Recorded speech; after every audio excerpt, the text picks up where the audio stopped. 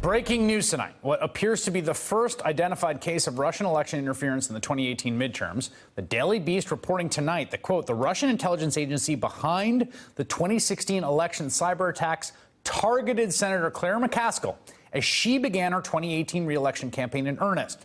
The Missouri Democrat is in a tight race for her seat, and she's been a critic of both Russia and Donald Trump.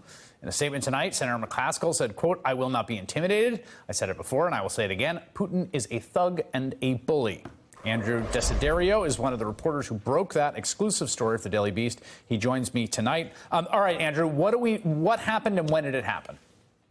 So what we know is that the Russian GRU, which is the main intelligence directorate in Moscow, ordered even more cyber attacks against American entities, specifically targeting Democratic candidates. This is the exact same tactic that they used in 2016, that they were actually indicted for just a couple of weeks ago by the Mueller probe. And what they did was they used what's called a phishing operation, where they try to trick certain people into changing their passwords, and it leads them to a page that looks like they're actually changing their password, but in reality, it's just a way for Russian intelligence services to infiltrate that computer network. That's what we saw happen to John Podesta, Hillary Clinton's 2016 campaign chairman, when his emails were released. So it's the exact same tactic that they used just 2 years ago. Right. So Podesta gets hacked. He gets an email saying, this is from Gmail. You need to change your password. He actually passes by a person who says you do need to do that. He goes to a page that looks like a Gmail page. He puts in his password, and boom, they've got his email. So you have located forensic evidence. The exact same thing happened here? That's correct, and we traced it right back to the Russian GRU. You know that for a fact? Yes, we do. So when did this happen?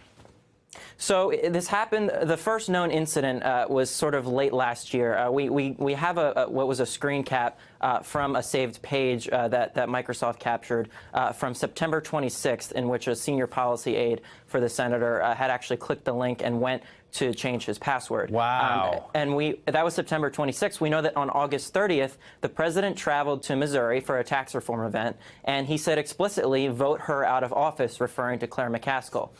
So we're not exactly sure what initiated these cyber attacks or when they were initiated, but we do know that they occurred around the same time that the president was in Missouri and was using his perch to campaign against Claire McCaskill. Wait, so on August 30th, he goes there. He does an event in Missouri saying vote her out of office. Then you have September 26th, a senior policy advisor for the senator is the victim of one of these phishing attacks and does actually click on the link. Right, he clicks on the link. We don't know if he was a victim in the sense that the hack was successful. Right. We have no evidence to believe that it was successful, and the senator's office said as much in their statement tonight. But that is basically what happened, yes. It sounds from the reporting, and I read the story a number of times just to make sure, it sounds like Microsoft, because this was sort of done rather than Gmail, which is what John Podesta is, sort of a Microsoft Exchange email, where they were phishing, and they were sort of putting up an imposter website that looked like it. Microsoft did figure this out at some point, right?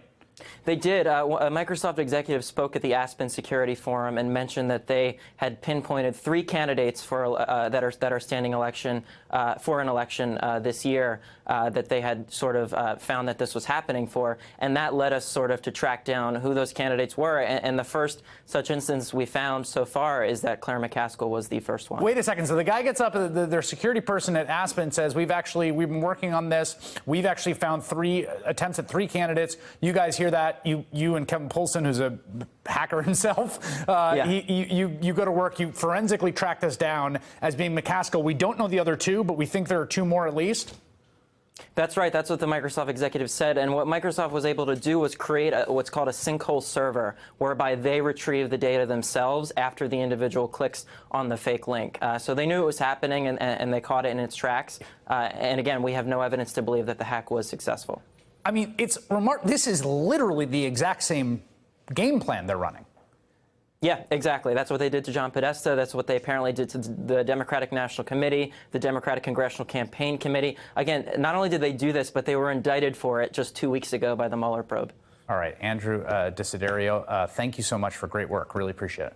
Hey there, I'm Chris Hayes from MSNBC. Thanks for watching MSNBC on YouTube. If you want to keep up to date with the videos we're putting out, you can click subscribe just below me, or click over on this list to see lots of other great videos.